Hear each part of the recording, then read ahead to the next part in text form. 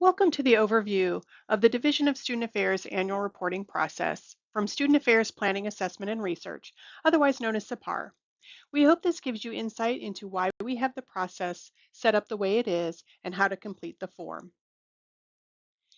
The annual report serves two main purposes: communicating the value of what we do for students and staff, and tracking the progress departments make toward their goals. The information each department provides may be included in the Division of Student Affairs Annual Impact Report. The Office of the Vice President for Student Affairs is also able to share specific information with donors or other constituents. The submission also supports the institution's communication to our accreditors about continuous improvement. For the departments, this is a good way to document the progress you make toward your goals over time and understand the students you serve. It also helps identify programs that could be student affairs transformational experiences. The reporting timeframe is from mid-May to mid-May, or graduation to graduation. We understand that may not be the exact dates that departments typically track, but it is a consistent time for all departments and helps the division get information out in a timely manner with the impact report. Texas A&M uses Helio Campus as a platform to submit materials.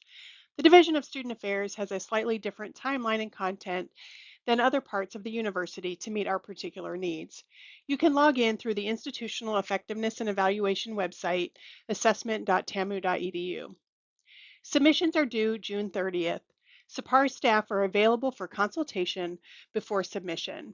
Assessment committee members and directors have access to complete the form. Directors submit the form to SAPAR for review. We review it quickly and send it back to the director if there are any substantial changes. It will ultimately go to the reporting assistant or associate vice president for final approval. Instructions and the worksheet are on the SAPAR website, and you're always welcome to contact our office for assistance. Section 1, the executive summary, provides information about your department over the last year. For each section, you can include up to 5 entries for each category.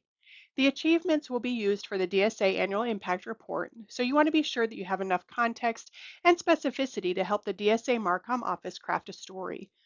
While not all submissions will make the impact report, it's important to share your operational and student impact achievements.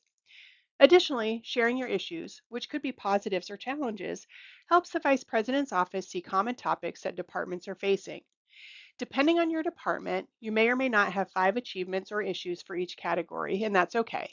The key is to be thorough, clear, and concise.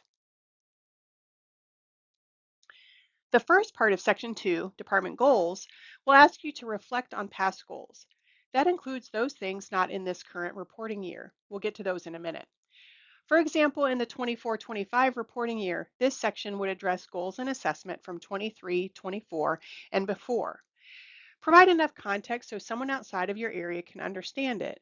Explain which goal or project you're addressing, actual assessment findings, and a description of changes or decisions you've made based on those results. Include any assessment you have completed or plan to complete to know if your changes worked. This section could include significant things that were not previously reported on in your annual report, but it's important to continue to document work on your identified goals. Staff who have access to Helio Campus should have access to their past reports as a place to start if you don't remember what you've previously submitted. This information is used for accreditation purposes to illustrate that departments are doing assessment, using assessment results for improvement, and reassessing to determine if the changes had the desired effect. Your current year goals have been imported from what you submitted in the last annual report under next year's goals. You'll want to connect to DSA strategic objectives as applicable using the Add Additional Connection button. You'll want to describe what assessment tools or methods were used to support goal achievement. For example, are you using a survey, focus group, rubric, photography, etc.?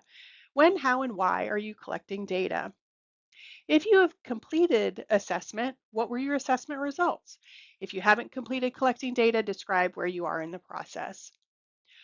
You'll also provide progress made toward reaching this goal. What strategies and actions have you put in place to reach that goal? Based on findings, what action did you or will you take? In other words, what changes are you implementing to make improvements to your program or service? Upload any de-identified supporting documentation, which could be a report from SAPAR or other documentation. Please do not upload any document with individually identifying information. If you have eliminated a goal, just explain why the goal was eliminated. You can add additional current year goals by clicking on the Add Current Year Department Goal button. The Current Year Goals section is used for university accreditation and department documentation and planning. The next area of Section 2 is your next year's goals. If you're completing this process in spring of 2025, these goals would be for the 25-26 year. Similar to the previous areas, you will name and describe your goal, connect it to one or more DSA strategic objectives as applicable, and describe how you're going to measure your progress. You'll also describe what success looks like for meeting this goal and how you will know you've been successful. Provide enough context so that someone outside of your department will know what you're doing. You can add as many future goals as you need by clicking on the Add Next Year Department Goals button. Section 3, Points of Pride, encompasses anything else you would like to share with the Office of the Vice President and the division's marketing and communications staff. Did staff get a big award? Was your department highlighted in external media? Did the number of students served increase from last year to this year? Did you finish a large project that you didn't mention in your executive summary? Did you implement a new process that saved time and money? This space gives you the opportunity to brag about your department related to the division's strategic objectives. The submissions may also be featured in the impact report, so be specific and provide enough context for DSA Marcom to use without much follow-up. When you click on a DSA strategic objective, a text box will appear for you to write in. The final part of the annual report submission is the program experience inventory and the engagement tracker. SAPAR will send you the form you submitted last year that listed the program services, events, and experiences that your department provides to students. This should make it easier for you to update. This spreadsheet should include student employment, workshops, presentations, services, organization membership, organization leadership, etc. We really want to capture all the ways you engage students in your department. The purple columns help SAPAR know if this experience would qualify to be a student affairs transformational experience. If you have an experience where you collect UINs, as noted in the student tracking column, then the name of that experience should match exactly with the engagement name in the tracker form, covered on the next slide. Contact SAPAR if you're not sure of how to complete the form or have questions about a specific column.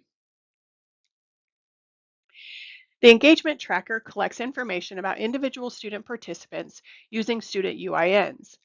The name of the student engagement should exactly match the name on the program inventory.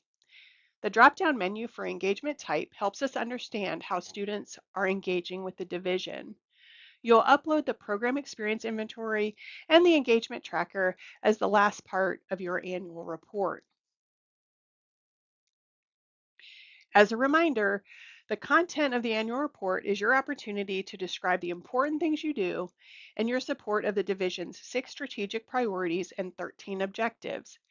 As you're completing the form, it's really important to provide enough context and specificity that will help others outside your organization understand what you're doing. It will streamline the creation of the division's annual impact report and show an accreditor that your department engages in quality assessment practices to improve the student and staff experience. Be sure that your data is accurate and clear. If you have questions about that, SAPAR is happy to help you. Because we're ultimately here for the students, it's great if you can include the student and staff voices through quotes or other data. Your departmental communication staff or the Division of Student Affairs Central Marcom staff can help you with that as well. In summary, the DSA Assessment Committee representative has the primary responsibility to complete the annual report using the Helio Campus platform.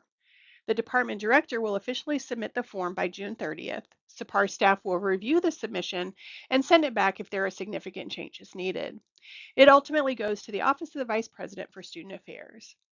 All of the information collected will be valuable to the division's annual impact report, the Office of the Vice President, and the university's accreditation process. If you have any questions, please reach out to Student Affairs Planning Assessment and Research. Our email is sapar@tamu.edu, or you can give us a call at 979-862-5624.